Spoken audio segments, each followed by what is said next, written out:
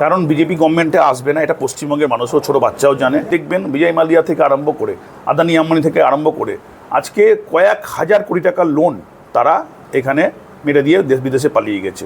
অর্থাৎ যে মোদিজি বলেছিল যে বিদেশ থেকে কালো টাকা উদ্ধার করবো, 15 লক্ষ টাকা করে আমরা অ্যাকাউন্টে দেবো।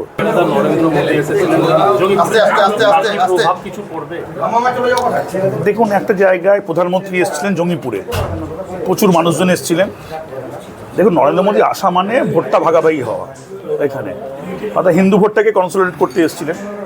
সেই জায়গায় দাঁড়িয়ে নরেন্দ্র মোদীজি যদি হিন্দু ভোট যেমন কনসোলিডেট করছেন, তার সঙ্গে সঙ্গে যদি তারই ভোটারদের জন্য কিন্তু প্রধানমন্ত্রী বড় একটা ইন্ডাস্ট্রি তৈরি করতেন মুর্শিদাবাদ জেলায়, বা যদি এখানকার কর্মসংস্থান নিয়ে বা এখানকার একটা এডুকেশন নিয়ে যদি তিনি চিন্তাভাবনা করতেন, সেন্ট্রাল গভর্নমেন্টের যে এডুকেশনগুলো রয়েছে, তাহলে ভালো হতো। সেন্ট্রাল স্কুলের সিট যেমন আপনার খুব লিমিটেড, সেই সিটটাকে সেন্ট্রাল স্কুল সিটটাকে বাড়ানো, বা আর একটা জায়গায় সেন্ট্রাল স্কুল তৈরি করা, এগুলো রয়েছে।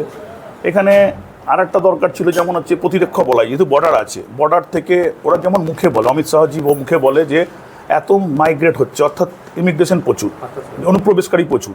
আমার মনে হয় বর্ডারের যে এরিয়াগুলো আছে সেটাকে বিএসএফের আরও ফোর্স বাড়ানো, তার সঙ্গে সঙ্গে সিকিউরিটি মানে আরও বাড়ানো এবং অতন্ত্র প্রহরীর মতো কাজ করা। অতন্ত্র প্রহরীর মতো ম্যানুয়ালি যেমন কাজ করছে মানুষ যেমন কাজ করছে, তার সঙ্গে সঙ্গে আমার মনে হয় পুরোটাই এখন স্যাটেলাইটের যুগ, ড্রোনের মধ্যে দিয়ে যেভাবে দেখা যাচ্ছে, যুদ্ধ দেখা যাচ্ছে, ওই পুরো বর্ডার এরিয়াটা যদি একটা কম্প্যাক্ট ড্রোন সার্ভিস যদি তিনি চালু করতে পারেন এবং স্ট্যান্ড বাই বড় স্যাটেলাইট চালু করতে পারেন, তাহলে বর্ডার এরিয়াতে কারা ঢুকছে, কারা যাচ্ছে, গরু পাচার হচ্ছে না ছাগল পাচার হচ্ছে, এটা নিয়ে রাজ্য সরকার আর কেন্দ্র সরকারের মধ্যে তর্জা চলবে না। এই জায়গায় দাঁড়িয়ে একটা ডিজিটালি মনিটরিং হবে, এটা আমি এক্সপেক্ট করব।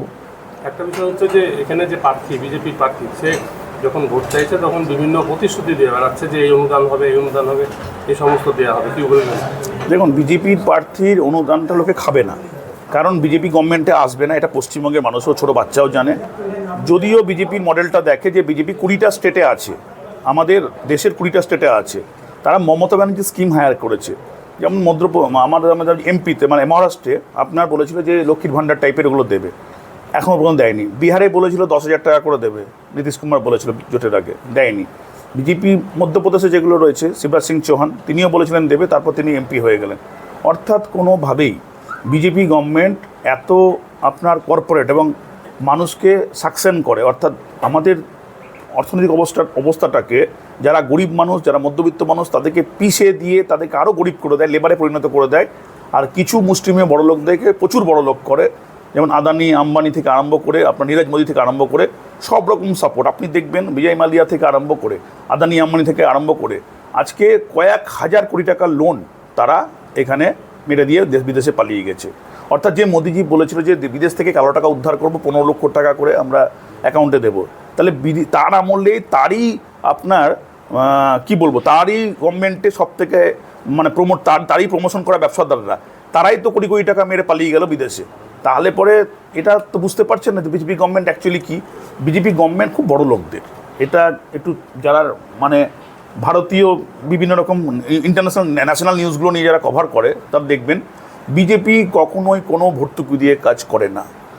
কিন্তু এই ভর্তুকি ব্যাপারটা কি, সাপোর্ট ভর্তুকিতে না, একটা দেশের জনগণ তাকে ভোট দিচ্ছে, তাহলে আগে তো দেশের জনগণকে বাঁচাবে, তারপর তো হচ্ছে 5% বড় লোক তাদের স্বার্থ রক্ষা করবে। বিজেপি গভর্নমেন্টের আমলে এই লাইনটা কখনোই নয়। তাদের সোশ্যাল ওয়েলফেয়ারে দেখবেন কোনো রকম দাম ধ্যান নেই। লাস্ট 14 বছরে তারা অনেক কিছু বলেছিল যে গ্যাস বিনা পয়সায় দেবে সাধারণ মানুষের জন্য, বাড়িতে বাড়িতে জল পৌঁছে দেবে, কোনোটাই কিন্তু তারা সাকসেসফুলি রান করতে পারছে না। এই যে জল জীবন মিশনের আয়ত্তায় 59,000 কোটি টাকা পশ্চিমবঙ্গে ডেভেলপমেন্টের জন্য তারা যে বাজেট করেছিল, স্টেট গভর্নমেন্ট তার 50% শেয়ারটা দেওয়ার পরও সেন্ট্রাল গভর্নমেন্ট তার শেয়ারটা এখানে দিতে পারলো না। অর্থাৎ তাদের যে মিশনগুলো যেগুলো বলছে হাউজিং ফর অল এবং মানে প্রতিটা ঘরে ঘরে জল, আপনি পুরোটাই হচ্ছে ব্যর্থ স্কিম। কারণ তারা কথা এবং তার সঙ্গে যে টাকার মানে অ্যালটমেন্টটা এটা কখনোই করে না। পশ্চিমবঙ্গে মমতা ব্যানার্জি আছে বলে এখনও পর্যন্ত মধ্যবিত্ত, নিম্ন মধ্যবিত্ত গরিব মানুষরা ফ্রি রেশন, হেলথ কার্ড, আপনার বিভিন্ন রকম লক্ষ্মীর ভাণ্ডার, যুবসাথী, কন্যাশ্রী, রূপশ্রীর মধ্যে দিয়ে তারা প্রত্যেক দিন জীবনযাপন অতিবাহিত করছে। আজকে মমতা ব্যানার্জি যদি না থাকে সাধারণ মানুষ, গরিব মানুষ, মধ্যবিত্ত মানুষদের জন্য ভাবনা চিন্তা করার কোনো বিকল্প রাজনৈতিক দল, রাজনৈতিক নেতা নেই যারা তাকে এই সাপোর্ট দিতে পারবে। সিপিএম অনেক বর্বতাত্ত্বিক কথা বলে, ওদের তো দেখবেন 34 বছরে ওরা কি কোনোদিন কোনো মানুষকে, গরিব মানুষকে সুবিধা দিতে পেরেছে? অপারেশন বর্গা কবে করেছিল সেটা ভাঙিয়ে 34 বছর চলেছিল। কিন্তু ওদের আলটিমেটলি মানুষের যে বর্তমান পরিস্থিতি অনুযায়ী মানুষের কী দরকার, চাহিদা কী আছে, সেখানে ক্যাশ বেনিফিটটা কতটা উপকারে লাগবে, এগুলো মমতা ব্যানার্জি ছাড়া বিকল্প কেউ চিন্তা করেও নি, করবেও না গোটা ভারতবর্ষে। রবিবারে প্রচার খুব ভালো, স্বর্ণময়ীতে আমরা প্রচার করছি, এটা তো আমাদের খুব প্রিয় জায়গা। এখানে সোনু রয়েছে, আমাদের কাউন্সিলর রয়েছে, রামদা রয়েছে আমাদের এখানকার অবজারভার, এখানকার আমাদের অমৃতা রয়েছে, বাবলুদা রয়েছে, রাজা রয়েছে, আমাদের চিন্টু রয়েছে, অবশিকদা রয়েছে, সবাই মিলে আমরা একসঙ্গে মানে প্রচার করছি। এখানে আমরা যতটা রাজনীতি করি ততটা বহরমপুরে আমরা মানে সোশ্যালি ইনভলভ থ্রু ক্লাব। এই যে একটা স্পোর্টিং ক্লাব, এই একটা নামকরা ক্লাব, ওটা হচ্ছে বহরমপুরের বুকে, ভালো পুজো হতো। তো আজকে এদের কিন্তু কোনো প্রয়োজন নেই যে আমাকে সমর্থন করার, কারণ এরা সবাই প্রতিষ্ঠিত। কিন্তু এরা কেন করছে, যে বহরমপুরে তার ভবিষ্যৎ আছে, ফিউচার আছে। আজকে একটা সময় ছিল অধীরদার এখানে একটা মানে কি বলবো, একটা এস্টাবলিশমেন্ট ছিল, ঠিক আছে, কিন্তু আজকে অধীর চৌধুরীর প্রাসঙ্গিকতা রাজনৈতিকভাবে এমএলএ ভোটে কি আছে? আজকে গোটা পশ্চিমবঙ্গে মূল লড়াই বিজেপির সঙ্গে মমতা ব্যানার্জি। গোটা পশ্চিমবঙ্গে একটা সিটও কংগ্রেস দেখাচ্ছে না কোনো মিডিয়াতে যে ঠিক করে পাবে। তাহলে পরে এখানে তার যে এখন এত বছর ধরে যে তার এস্টাবলিশমেন্ট ছিল এখানে 25 বছর থেকে 125 কোটি টাকা তিনি এমপি ল্যাডে টোটাল পেয়েছেন, এত রেলমন্ত্রী ছিল। আলটিমেটলি তো আখেরে বহরমপুর শহরের কোনো ডেভেলপমেন্ট কি হয়েছে?